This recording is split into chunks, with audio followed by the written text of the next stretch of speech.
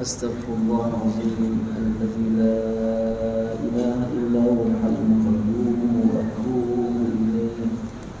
أستغفر الله العظيم الذي لا إله إلا هو الحي القيوم وأتوب إليه. أستغفر الله العظيم الذي لا إله إلا هو الحي القيوم وأتوب إليه. السلام عليكم ورحمة الله وبركاته. أعوذ بالله السميع العليم من الشيطان الرجيم من حمزه ونفخه ونفثه. بسم الله الرحمن الرحيم. إن الحمد لله نحمده ونستعينه ونستغفره ونعوذ بالله من شرور أنفسنا ومن سيئات أعمالنا، ومن يهده الله فلا مضل له ومن يضلل فلا هادي له. أشهد أن لا إله إلا الله وحده لا شريك له، وأشهد أن سيدنا محمدا عبده ورسوله. قال رب اشرح لي صدري ويسر لي أمري واحلل عقدة من لساني يفقه قولي. لقد جاءكم رسول من أنفسكم عزيز عليه ما عنتم حريص عليكم بالمؤمنين رؤوف رحيم. فإن تولوا فقل حسبي الله لا إله إلا هو عليه توكلت وهو رب العرش العظيم.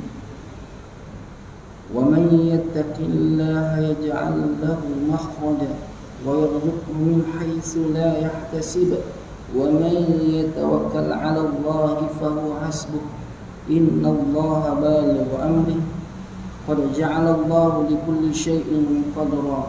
بسم الله الذي لا يضر مع اسمه شيء في الأرض ولا في السماء وهو السميع العليم. اللهم افتح علينا حكمتك وانشر علينا من خزائن رحمتك يا أرحم الراحمين. رب يسر ولا تعسر، رب تمم بالخير، رب زدنا علما وارزقنا فهما، رب اجعلنا من الصالحين. اللهم فقهنا في الدين وعلمنا تأويل والحمد لله رب العالمين. Alhamdulillah, yang saya hormati tuan pengurusi masjid, tuan-tuan imam, tuan-tuan bilal, tuan-tuan ahli dan kuasa masjid, para alim ulama, tuan-tuan guru, para asatizah, tuan-tuan haji, puan-puan hajah, hadirin hadirat muslimin muslimat rahimakumullah wa ajma'in. Alhamdulillah, apa khabar semua? Mudah-mudahan dengan kesihatan dan peluang yang ada ini, Allah Ta'ala tambahkan lagi nikmat kepada kita, khususnya untuk menjalani seluruh perintahnya. Sebagaimana yang baru sebentar tadi kita mengajikan solat fardu maghrib secara berjemaah. Moga-moga solat kita diterima oleh Allah Ta'ala. Amin ya rabbal alamin. Bukan solat kita sahaja, bahkan juga seluruh amal ibadah sebelum dan akan datang minggu. Amin ya rabbal alamin. Sebelum kita teruskan pengajian kita, tuan-tuan, sama-sama kita doa ketika turunnya hujan ini dengan doa Nabi yang diajarkan kepada kita. Allahumma sayyibana nafi'ah, Allahumma sayyibana nafi'ah, Allahumma sayyibana nafi'ah.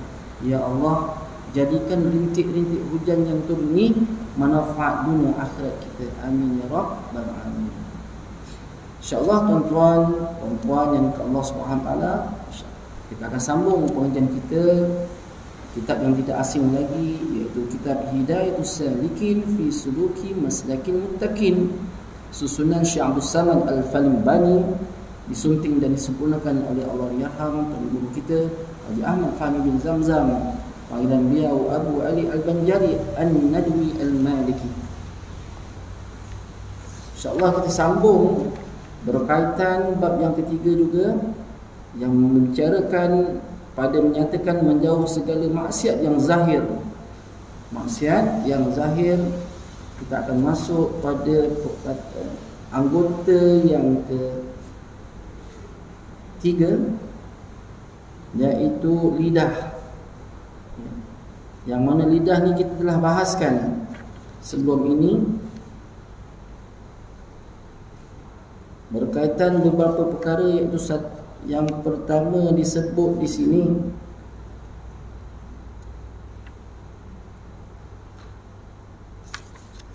engkau peliharakan lidahmu daripada mengumpat akan orang, kerana firman Allah Ta'ala,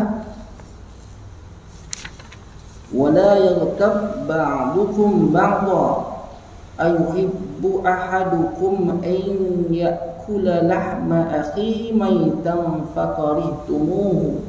Surah Al-Hujurat ayat 12. Jangan mengumpat setengah kamu akan setengah kamu. Adakah suka seseorang daripada kamu bahawa memakan daging saudaranya yang mati, maka benci kamu akan dia.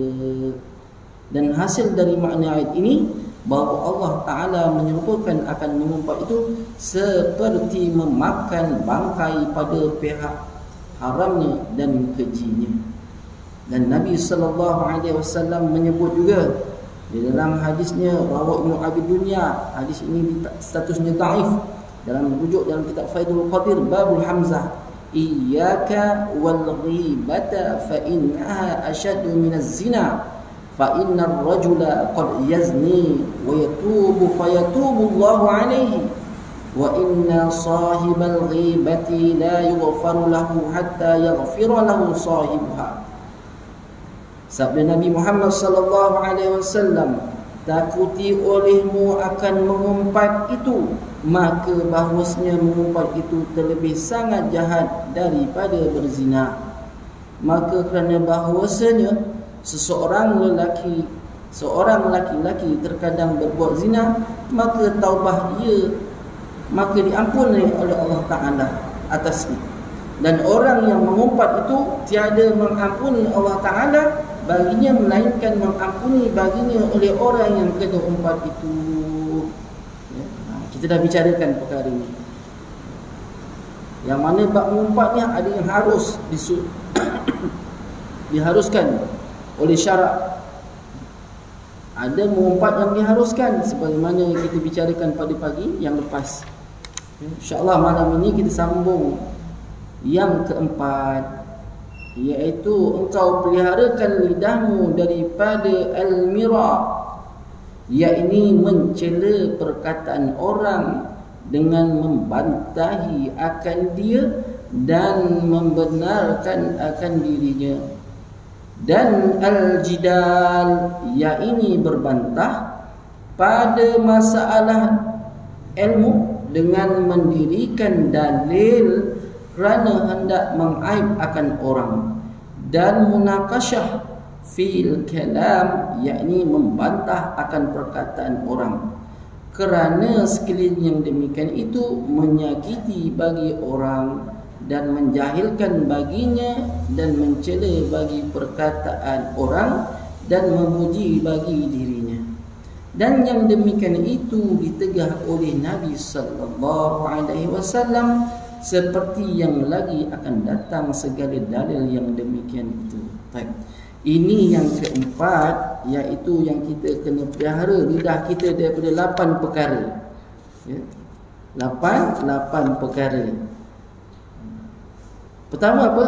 Hendaklah engkau peliharakan lidahmu akan daripada berdusta, berbohong, sama ada dusta itu sungguh-sungguh atau senda. Yang kedua, engkau peliharakan lidahmu daripada menyalahi janji. Yang ketiga, yang sebentar tadi kita bicarakan, pelihara lidahmu daripada mengumpat. Malam ini kita sambung yang keempat, iaitu peliharakan lidahmu daripada al-mira', yakni mencela perkataan orang.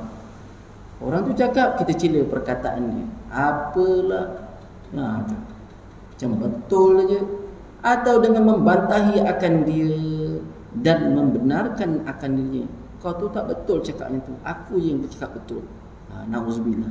Ini perkara ni sedang berlaku di Malaysia. Jadi kita jaga baik-baik. Yang keempat ni, biasanya orang tak perasan. Dia rasa cakap dia yang benar tu dia lah yang memang benar, tetapi rupanya dia telah melakukan al-mira', yakni apa? Mencela perkataan orang lain. Seandainya kita nak cakap dengan dia sahaja, bukan cakap di khalayak ramai, ceritakan tentang keburukan orang yang itu. Ya. Kena bicarakan.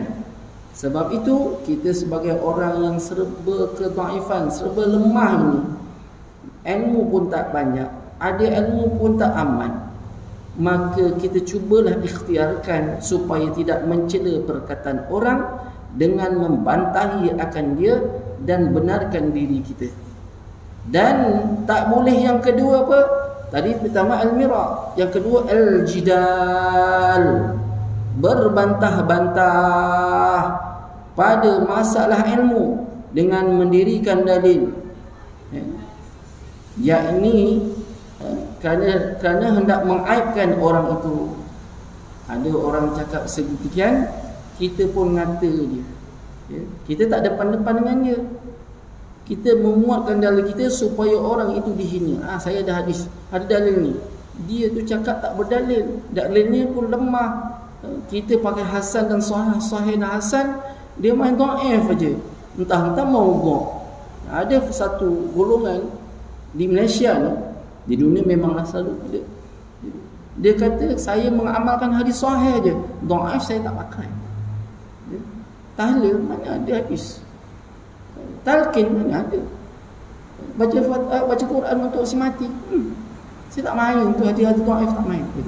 Allah, dia meletakkan hadis tu seolah-olah hadis tu maudhu' yang direka-reka, sedangkan dhaif tu hanya rawinya sahaja.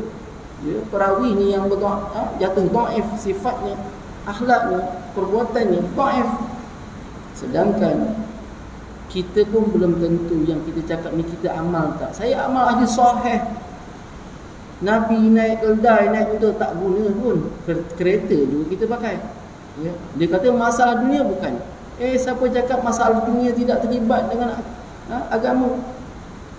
Kita jual beli pun terlibat dengan agama, kahwin pun terlibat dengan agama, nak kaya pun terlibat dengan agama. Apa saja proses, dia mesti ada kaitan dengan hukum syarak, hukum akidah dan sebagainya. Sebab itu kita tak lari daripada itu. Seandainya kita ni kaki jidal, kaki suka bergaduh, berpidato kat YouTube ataupun Facebook, ni hari-hari ada. Orang ni keluarkan dalil ni, orang ni keluarkan dalil ni, nak cegah dalil dia yang betul, dalil orang lain tak betul. Bahaya. Kalau ada perkara ini, kita masih lagi tergolong yang tak dapat jaga lidah kita. Dia kata apa? Al-jidal ni berbantah pada masalah ilmu dengan mendirikan dalil kerana hendak mengaib akan orang, bukan nak sebagai tambah ilmu, nak aibkan orang tu. Aku ada dalil ni, aku jumpa. Gitu. Berbeza dengan Imam Syafi'i. Imam Syafi'i bila orang tumbangkan satu dalil kepada dia, Imam Syafi'i ni kalau meletakkan satu hukum, maka dia akan guna 7 dalil. Dalil pertama jatuh, tumbang. Dalil kedua tumbang, ketiga tumbang, 4 tumbang, 5 sampai 7. Aku ikut kau. Gitu. Hadis kau sahih, aku ikut dan aku gunakan fatwa Allah. Gitu Imam Syafi'i. Kita baru satu dalil tak, wah kita dah tolak orang terus. Padahal kita bila belajar sesuatu seperti mana Imam Asy-Syafi'i nak meletakkan satu hukum, maka dia akan datangkan 7 dalil yang qat'i, memenuhi syarak, dengan nasnya Al-Quran, dengannya hadis, begitunya ijma' ulama dan qiyas, barulah dia mengganggu orang lain seandainya hujahnya tidak benar. Imam Asy-Syafi'i.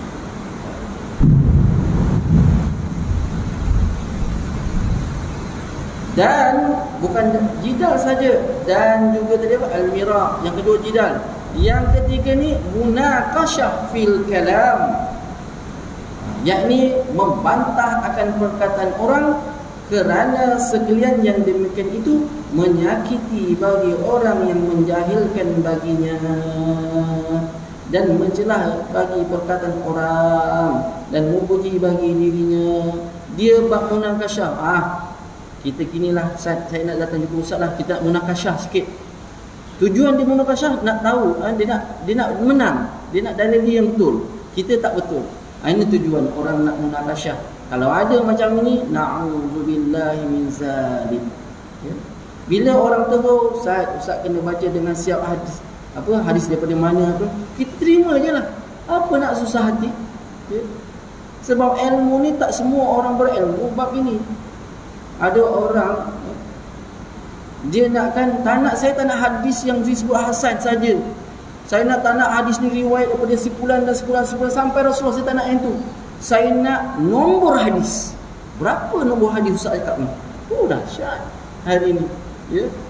Saya nak tanya, awak berhujah, awak cakap suruh saya mencari macam ni hujah nombor ni, awak guna dalil hadis nombor berapa ya?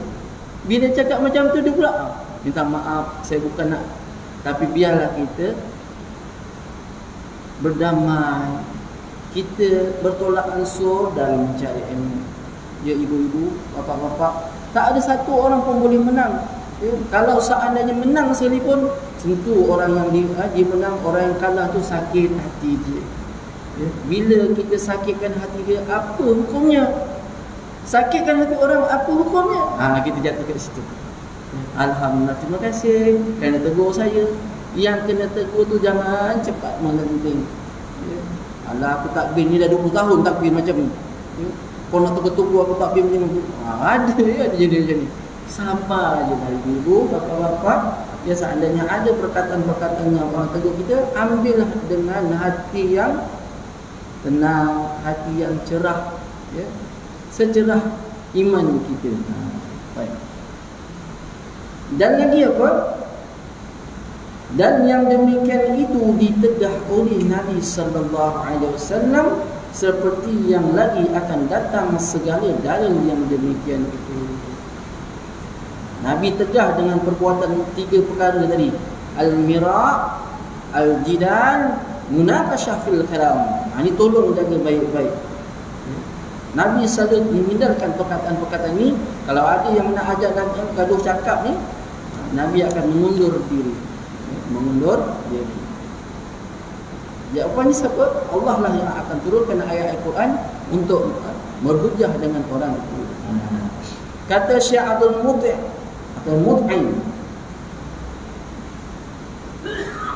rahimahullah ta'ala, yang mensyarahkan akan matan Jauharah.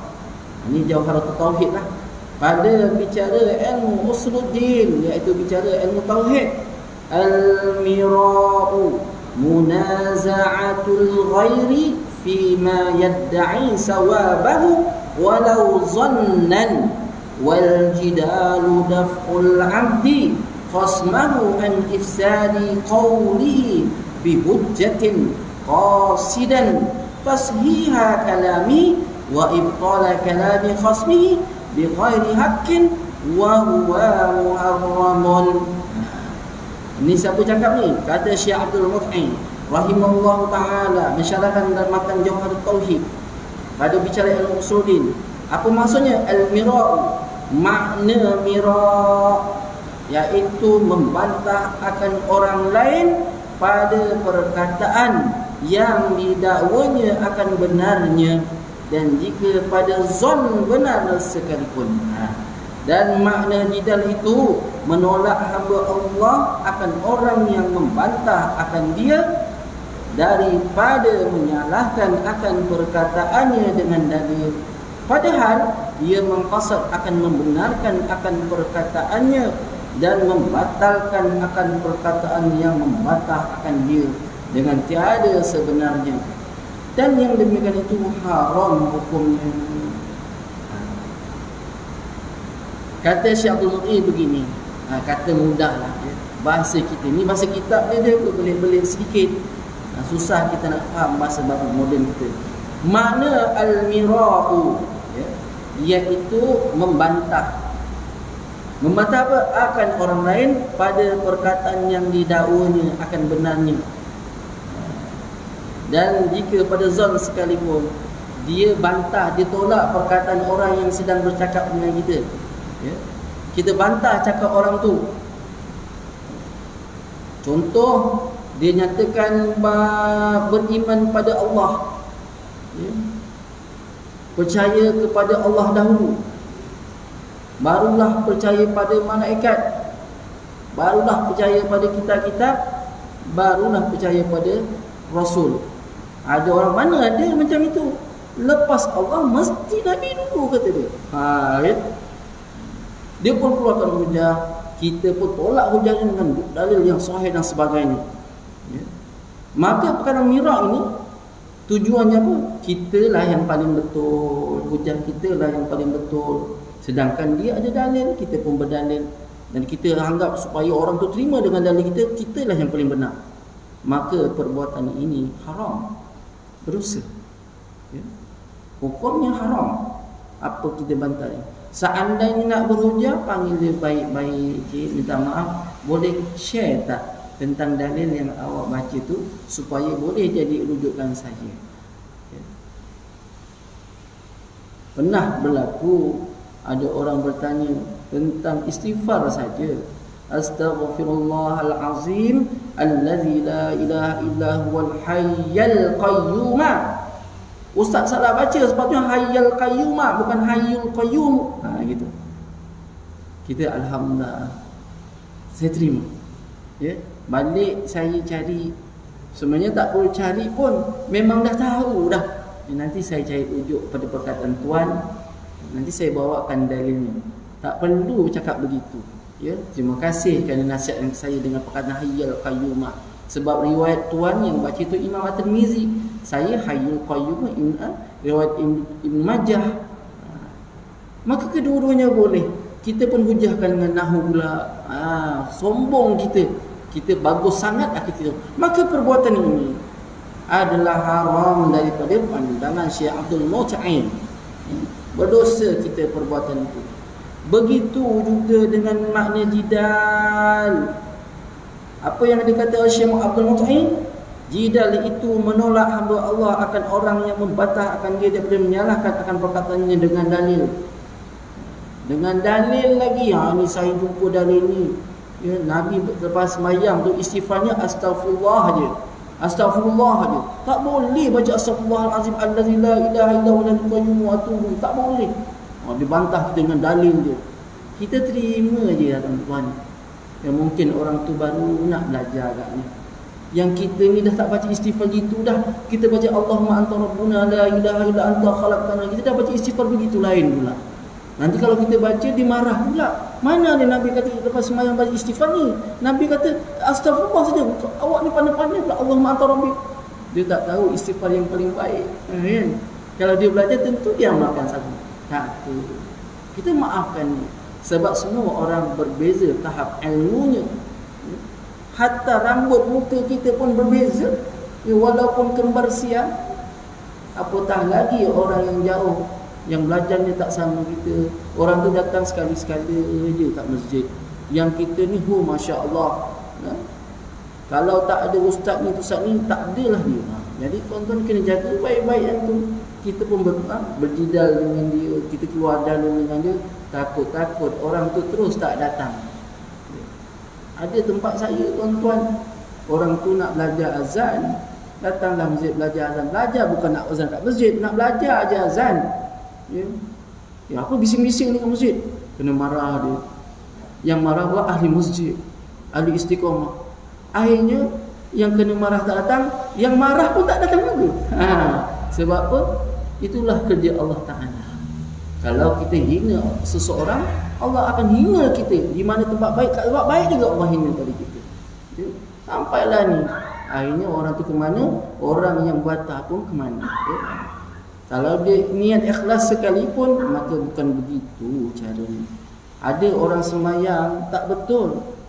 Orang masbuk ketika rokok, imam dah rokok, dia pun kejauh-kejauh, imam iktidal dia pun rokok.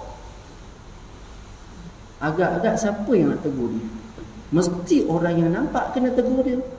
Dia pun tak berani nak tegur orang tu. Maka dia bagi tahu pada mamam, tadi yang baju biru tu, kata dia. Dia masbuk, kata dia. Contoh.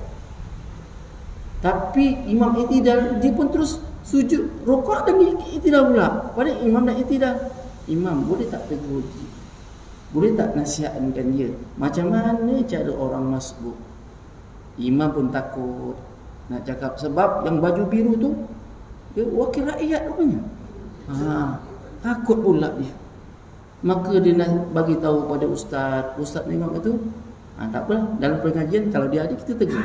Tak ada dalam pengajian kita tak tegur lah. Sebab ustaz pun takut nak jumpa dia. Ya? Takut pula kena pindah sekolah dan sebagainya gitu. Kan gitu kerjanya. Maka dia pun apa yang ada dinasihatkan. Boleh tak? Boleh, tapi dengan cara hikmah. Begitu. Baik. Jadi bab jidal ni tolong, sekalipun ustaz namanya, nengok nampak orang biasa, insya-Allah ni Allah, tak boleh gitu. Dia nasihat, ajar, tunjuk ajar, dia berbeza dengan nak tegur segitu, ya. Baik. Padahal ia mengqasatkan akan membenarkan akan perkataannya dan membenarkan perkataan orang lain.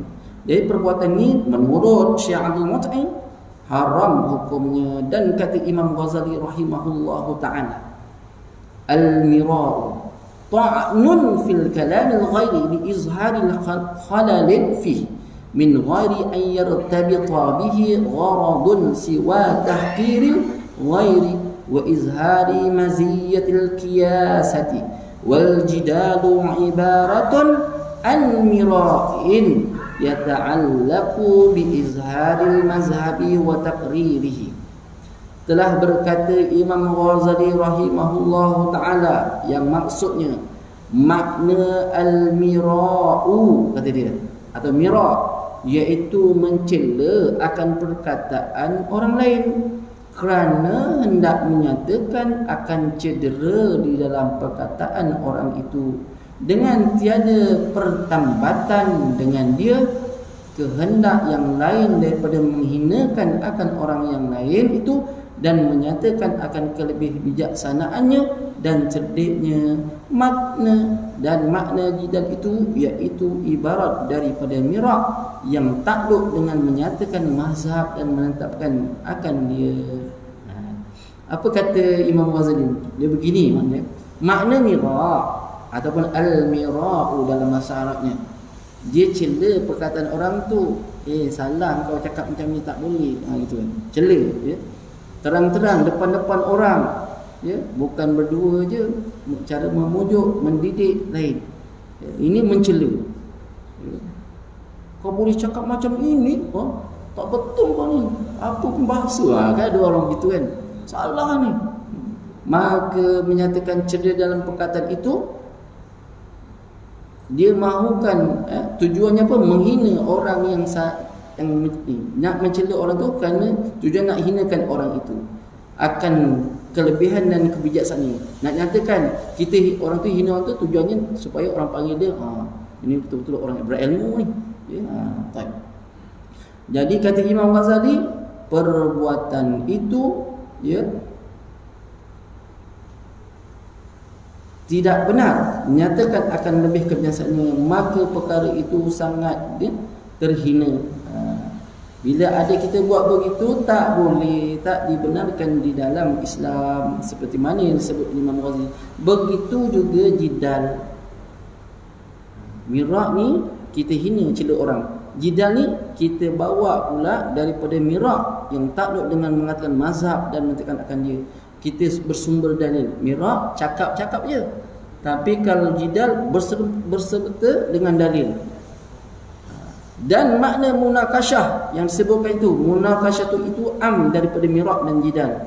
Munakasyah ni perbincangan dalam bahasa Melayunya. Kerana tiap-tiap daripada mirak dan jidal dinamakan munakasyah. Apa yang ada pada mirak, apa yang ada pada jidal itu dipanggil juga munakasyah, ya. Iaitu apa tadi? Membantah akan perkataan orang kerana menuntut akan haknya atau menuntut akan kebenarannya, seperti yang disebutkan oleh Imam Ghazali rahimahullahu ta'ala di dalam kitab Ihya Ulumuddin. Tujuannya ialah supaya orang panggil dia lebih baik daripada orang yang ada dengan dia, ya. Saya bantah awak tahu tak saya belajar kat mana? Gitu, ibarat begitulah. Ya, awak cuma belajar pondok je, saya PhD ni. Ibarat begitu. Ya. Awak cuma pondok mana jumpa saya dah PhD. Sampai 3 PhD. Saya dah panggil 3 ni bukan lagi Profesor Madya. Saya emeritus. Ya. Saya Profesor emeritus. 3 PhD saya. Awak nak cakap dengan saya tak layak, awak siapa? Ibarat gitu. Maka ada perkataan ni sangat tidak terpuji perbuatan itu, bahkan tercela di sisi agama. Dan sabda Nabi Muhammad sallallahu alaihi wasallam, inna abghadar rijali ila Allah taala aladul khasm, rawahu al-Bukhari al-Iraqi. Riwayat daripada Imam Bukhari, hadis sahih. Kata apa? Sabda Nabi Muhammad sallallahu alaihi wasallam, artinya bahawasanya yang terlebih benci daripada laki-laki kepada Allah Taala iaitu laki-laki yang mengkali atas berbantah-bantah. Maksudnya apa? Terlebih benci. Allah sangat benci pada seorang lelaki-lelaki ini daripada laki-laki yang lain sebab dia ini suka berbantah-bantah. Aladul khasmu dipanggil. Bukan aladul khisam, tapi aladul khasmu. Maksudnya apa? Orang ni sikit-sikit nak berjidal, nak almira, nak munakasyah, nak anggap dia tu lebih baik sahaja. Sedangkan dalam Islam melarang perbuatan tersebut. Ini banyak dah kita jumpa dekat Facebook dan sebagainya. Kadang-kadang kita naik geram juga orang macam tu. Seolah-olah macam memanggil-manggil supaya kita join untuk mengutuk orang ni kerana ilmunya, kerana bencinya kita pada dia, kerana tak sukanya kita pada dia. Jadinya kita pun sama 2 kali 5. Kalau orang Allah tak suka atau Nabi tak suka perkara itu, maka kita join, maka Allah juga turut benci pada kita macam itu. Sama lah. Bahkan orang-orang yang tidak ada ilmu sama sekali turut join, tuan-tuan. Orang berilmu apalah lagi. Yakni kita lihat apa maksud yang disebutkan oleh Nabi, yakni membanyakkan akan berbantah dan berkelahi kerana sekalian yang demikian itu tertegah pada syarak, dan jika benar sekalipun dalam syarak, dalam Islam bantah seperti mana Nabi sebut tadi bahawasanya terlebih dibenci daripada laki-laki kepada Allah. Artinya Allah sangat benci pada laki-laki ini kerana dia suka berbantah-bantah. Seperti juga sabda Nabi Muhammad sallallahu alaihi wasallam, man tarakal mira'a wa huwa mubtilun banallahu lahu baitan fi rabadil jannah rabadil jannah wa man tarakahu wa huwa muhiqqun banallahu lahu baitan fi a'lal jannah rawahu Tirmizi wa Ibnu Majah hasan. Hadis hasan al-Iraqi. Maksudnya apa? Sabda Nabi Muhammad sallallahu alaihi wasallam lagi, barang siapa meninggalkan akan berbantah padahal ia adalah batil, nescaya diperbuat baginya rumah di keliling, yakni di pinggiran syurga. Dan barang siapa meninggalkan akan berbantah padahal ia adalah benar, nescaya diperbuat baginya rumah di atas syurga. Syurga tu atas ni. Maksudnya apa tuan-tuan? Allahu Akbar. Kalaulah kita sedang cakap-cakap ni, kita barang siapa meninggalkan akan berbantah, orang ni mulakan step untuk perangkap kita supaya kita ini berjidal atau almira atau munakasyah. Benda tu salah dah dia sebut tu, tapi kita tinggal tak apa, minta maaf saya minta maaf, saya tak tahu ilmu ni. Cakap gitu, minta maaf, saya tak tahu bab ini, bagi tahulah pada orang lain, bukan saya ahli. Ingat, kita tinggalkan.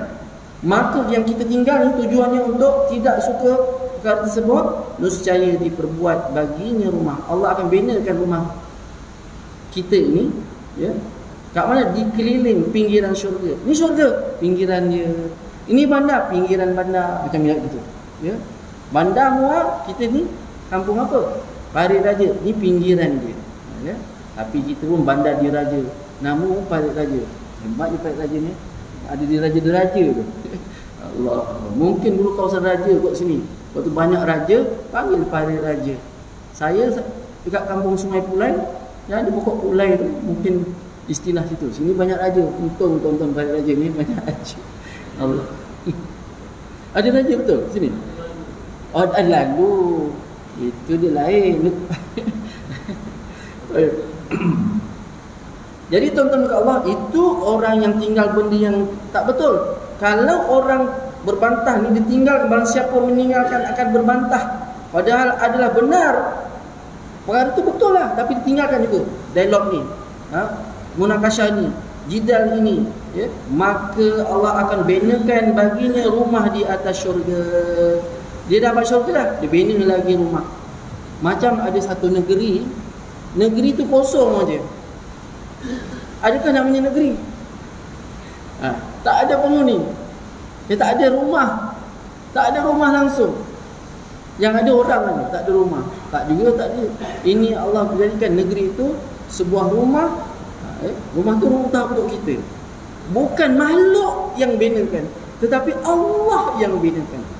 Agak-agak arkitek yang Allah cipta, Allah lebih segala daripada arkitek, boleh bina yang lebih dahsyat daripada menara Al-Burj Khalifah dan sebagainya, ya. Ini kan boleh nak bina dalam syurga yang tak pernah dipandang, tak pernah didengar, tak pernah dilihat. Allah, macam mana rumahnya? Wallahu a'lam bissawab. Maka orang yang meninggalkan jidal, ya, meninggalkan akan berbantah ini dapat dua kelebihannya.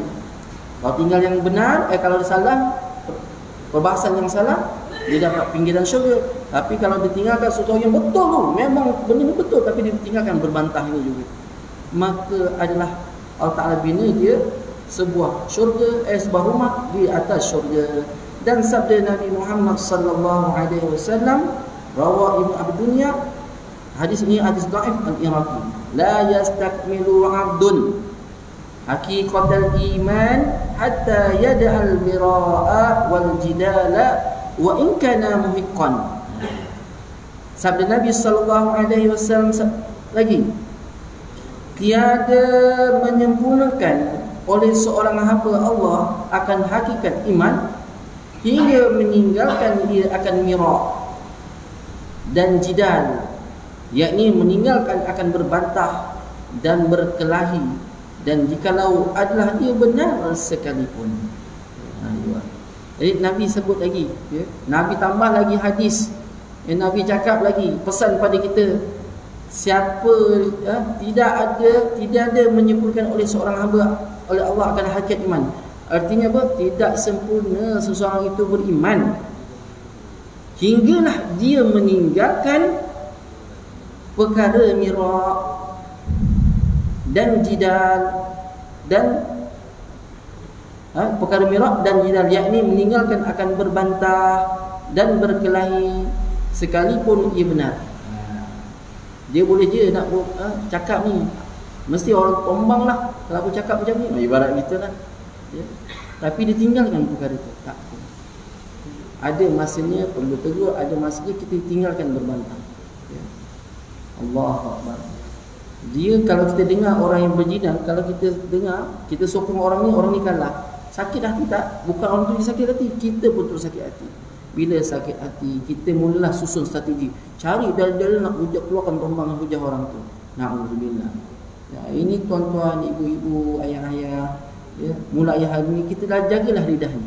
Inilah perkataan yang keempat, menjaga lidah dari pada suka berbantah-bantah. Ya, yang keempat kan kita belajar ni, ya. Allahu Akbar. Kita cubalah, jaga lidahmu daripada mira', jidal dengan munakasyah, ya, munakasyah. Dan kata Imam Ghazali rahimahullahu ta'ala, wala yanbaghi an yakhda'aka asy-syaitanu wa yaqulu lak azhiril haqqa wala tudahin fih fa inna syaitana abadan yastajirul hamqa ila syarri fi ma'radil khairi fala takun dihkatan lisyaitan fa innahu yaskharu bik fa izharukal haqqa hasanun ma'a man yaqbaluhu minka wa zalika bi tariqin nasiha fil haqiqati la bi tariqil mumarah walin nasihati sighatun wa hay'atun wa yahtaju fiha ila talattufin wa illa sarat fadihatan wa sara fasaduha aktsara min salahiha. Berkata Imam Ghazali rahimahullahu ta'ala, artinya dan sayogianya ini bahawasanya jangan memperdayakan akan dikau oleh syaitan. Jangan kita terpedaya akan syaitan. Dan berkata ia bagimu, siapa kata ni syaitan? Nyatakan olehmu kebenaranmu, dan jangan kau lemah di dalam menyatakan kebenaranmu itu. Syaitan selalu membisikkan kita, lawan-lawan, cakap. Ya, kau tu bukan jalan balik Mesir tu, balik Jordan tu, balik daripada Maghribi tu. Ya, kau dah PhD ni. Lawan. Ini pujukan dan rayuan syaitan. Ya, kata Imam Ghazali, jangan kau terpedaya oleh kata-kata syaitan. Gitu. Yang mana syaitan kata, nyatakan olehmu, bagi tahu kebenaranmu. Imam bagi tahu. Ini bisikkan syaitan. Ya. Bilal bagi tahu. Ya. Jangan engkau lemah dalam menyatakan kebenaranmu, maka jangan engkau ikutkan akan perkataan syaitan, kata Imam Ghazali. Manusia, imam, ustaz, ulama, jangan engkau ikutkan akan perkataan syaitan di dalam yang demikian itu. Kerana bahawasanya selama-lamanya ia hendak menghela akan orang yang kurang akal kepada kejahatan di dalam tempat kebajikan. Maksudnya hela ni menghina lah. Tujuan cakap tu nak hina seseorang. Engkau je lah lebih baik, engkau lebih bagus. Maka jangan engkau jadikan dirimu itu tempat permainan bagi syaitan dan tempat kesukaannya. Kalau ada orang jidal, ada orang suka bergaduh mulut, bergaduh bertumbuk dan sebagainya, inilah yang kau jangan suka sama sekali akan tempat-tempat permainan bagi syaitan. Rupanya jidal, al-mirah dan munakasyah ini tempat permainan syaitan sebenarnya. Ya? Kita berbahaslah siapa yang paling okey, siapa. Ini bahaya tuan-tuan. Kerana bahawasanya syaitan itu telah memberanikan akan dikau pada menyatakan akan kebenaran. Siapa yang beranikan kita cakap macam tu? Syaitan. Dia membisikkan pada kita, telinga kita, orang tu salah semuanya, kau cakap macam gini, cakap, ya, orang tu salah. Maka syaitan dipujuk kita. Akhirnya kita bukan ikut Nabi, walaupun perkataan itu daripada Al-Quran dan Hadis, rupanya kita ikut telunjuk syaitan. Ini syaitan apa? Syaitan cuma mengesyorkan je. Aku nasihat engkau je, kata dia. Aku terus pujuk engkau, kau dah cakaplah macam ni, ya. Sedangkan kita tahu iblis dan syaitan ni antara dia orang-orang atau makhluk-makhluk yang sangat berilmu. Dia berilmu apa? Ilmu putar belik. Kalau orang tu dah pujuk orang tu tak pergi semayang, akhirnya pergi semayang. Dia pujuk, semayanglah, kan? Tapi semayang jangan banyak sangat, kata dia. Semayang je, semayang. Dia semayang banyak juga. Semayang kau ingat-ingatlah sikit kat sana tu. Balik nak buat kerja, dia pujuk lagi. Syaitan, tuan-tuan, kata Nabi SAW, yang masyhur hadis ini, ya, apabila azan, syaitan keluar. Habis azan, dia masuk balik ke masjid ni. Tengok ya, kita masuk sekali dan balik nanti sekali. Syaitan berkali-kali masuk masjid. Tuan-tuan nak pergi masjid, dia pujuk lagi. Kita pergi masjid juga. Dah sampai masjid, dengar azan dia lari. Dia kacau kita balik. Qomat dia lari. Tengah sembahyang dia kacau balik. Berapa kali dia datang? Nak pergi, dia pergi dengan kita. Azan dia buat keluar. Habis azan dia masuk, qomat dia keluar. Lepas qomat dia masuk. Tengah sembahyang dia kacau kita lagi. Banyak kali rupanya kalah kita dengan syaitan. Masuk masjid banyak kali. Kita masuk tandas yang banyak, ya? Berbeza dengan masuk masjid. Jadi apa katanya? Jangan engkau tertipu, jangan engkau jadikan dirimu itu tempat permainan bagi syaitan dan tempat kesukaannya, kerana bahawasanya syaitan itu telah memberanikan akan dikau pada menyatakan akan kebenaran. Azan dah? Sekarang? Okay, silakan. Kita akan sambung sedikit lagi, kita tutup insyaAllah.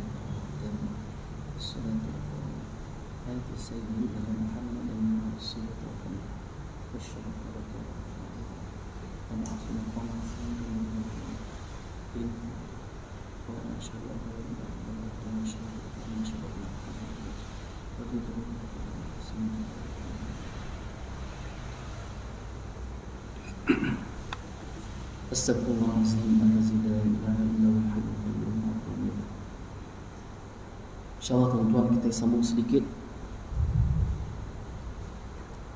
Kerana bahawasanya syaitan itu telah memberanikan akan dikau pada menyatakan akan kebenaran, sedangkan menyatakan akan kebenaran itu iaitu jadi baik apabila beserta orang yang mahu menerima daripadanya akan perkataan.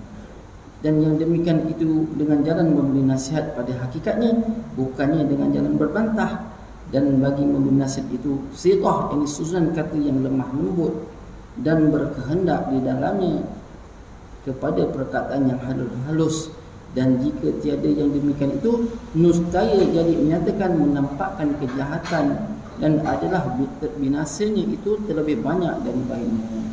Maksudnya apa? Syaitan akan berusaha kepada kita selalu menyatakan perkara baik, tetapi dengan cara berbantah-bantah, bukan cara nasihat.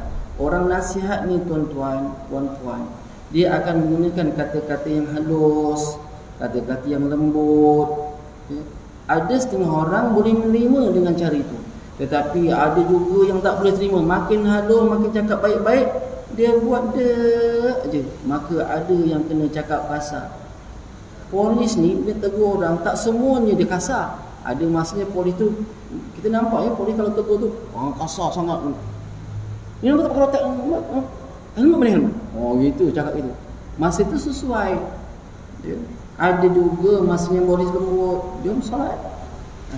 Dia dah bayar sama belum? Belum. Okey, ni tempat bayar sama cik ya. Gitu. Ada juga. Oh cik nak pergi mana? Cik salah tempat. Okey, sini jalan ke sini. Ada masa baik begitu. Kita boleh contoh begitu. Dalam perkara-perkara syariat pun begitu. Tinggal lagi jangan nyatakan aku lebih baik daripada orang tu. Maka itu adalah perbuatan yang dianjurkan oleh syaitan. Dan kata Imam Ghazali lagi, ya, wa man khalaqa mutafaqqihata hadzal 'asri wa laba 'ala tab'ihi al-mira'u wal jidalu wa asra 'alayhi sumtu id alqa 'alayhim ulama'u su' an zalika huwal fadl wa anna al-qudrata 'ala muhajjati wal mujadalati wal munaqashati huwa alladhi yatamaddahu bih fafirra minhum firaraka minal asad. Telah berkata Imam Ghazali rahimahullah ta'ala lagi, barang siapa bercampur akan orang yang baru belajar ilmu fiqh pada masa ini, niscaya ghalib atas tabiatnya itu berbantah-bantah pada bicara masalah ilmu dan mencela akan perkataan orang, dan susah atasnya diam kerana telah menjatuhkan, yakni menghukumkan kepada orang alim yang jahat itu bahawa yang demikian itu iaitu jadi kelebihan dan kemegahan, dan bahawasanya kuasa atas mendirikan dalil dan kuasa atas membantahi akan perkataan orang yang kuasa atas menjawab perkataan orang itu dan dapat kepujian yang dia, maka hendaklah engkau lari daripada mereka itu seperti lari daripada harimau. Ini pesan Imam Ghazali. Imam Ghazali pesan apa? Dia kata jangan barang siapa bercampur akan orang yang baru belajar. Orang tu baru belajar ilmu fiqh, ya. Biasa orang yang baru belajar ni ghalibnya biasanya suka berdebat. Aku dah tahu dah hukum ni, mari kita berdebat. Senang aja hukum ni, kita berdebat. Ini ghalibnya dan tabiatnya suka berbantah-bantah, ya. Bicara masalah ilmu, cela salah satu daripadanya perkataan orang, susah atasnya diam. Dia asyik cakap je. Ni orang-orang yang baru belajar ilmu fiqh, ya. Baru belajar bab semayang je, dia semayang dia lah yang betul, orang lain semua salah, ya. Gitu, ya. Orang yang belajar ilmu fiqh begitu kebiasaannya, ya. Ada ni hukumnya haram, ini hukum ini tak haram, ini harus, ini dan sebagainya. Kerana telah menjatuhkan, iaitu menghukum kepada orang yang alim yang jahat. Bila ada orang tu baru belajar, tahu-tahu orang alim ni cakap gini, ini ulama maksud kata dia. Ini ulama teruk ni, buruk ni ulama. Ini orang baru belajar ni. Ini nampak sangat orang baru belajar, ya. Maka apa kata dia? Dan dia tahu, jadikan kelebihan dan kemegahan bagi diri dia yang baru belajar ni. Dan bahawa kuasa atas memberikan dalil dan kuasa atas membantah akan perkataan orang lain. Dia mampu untuk bantah orang ni dengan dalil yang baru dia belajar. Dan dia berkuasa untuk jawab apa dia persoalan, dan soal ni dapat jawab, soal ni dapat jawab, ya. Tapi dia jawab tu dengan ilmu yang benar, ya. Tapi orang yang baru belajar ni dia jawab dengan egonya, aku boleh jawab semua. Maka hendaklah engkau lari daripada orang yang belajar macam ini, iaitu seperti lari engkau daripada harimau. Baru belajar sikit tapi rasa dah berdabik tanda lah, macam orang belajar silat, baru belajar jurus 1 jurus 2 nak lawan dengan jurus 40. Tombanglah orang tu. Tapi orang yang jurus 40 tu biarkan kau. Biarkan dia nak tombak, dia elak-elak je. Dia tanya, kerana tak tahu nak berlari pula, tak nak lawan dengan orang tu. Ada begitu. Begitulah orang yang belajar fiqh. Tolong ya ibu-ibu, ayah-ayah, kalau kita orang yang baru melakukan atau nak join belajar ilmu ni, jangan cepat-cepat melenting dan anggap kita lebih betul daripada orang itu. Sedang orang itu belajar bertahun-tahun, berpuluh tahun, berpuluh guru, satu hari 12 guru. Imam Nawawi satu hari 12 guru, 2 jam aja tidur. Yang lain semua buat ibadat dan belajar. Kita 2 jam aja belajar, 12 yang lain semua banyak tidur dan makan. Kita kan beza. Itu pun nak lawan juga. Allahu Akbar. Baik. Semoga Allah SWT cukuplah pada malam ini perkongsian kita.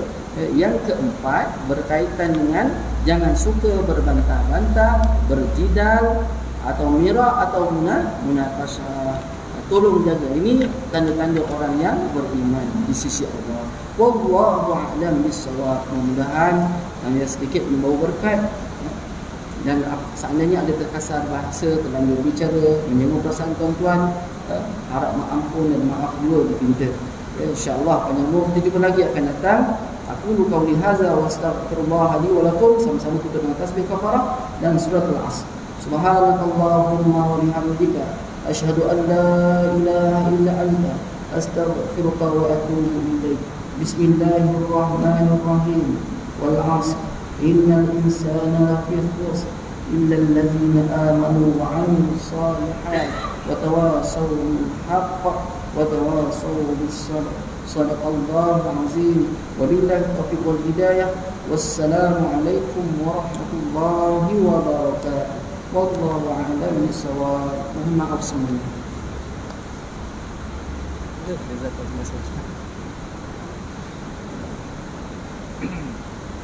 Bismillah.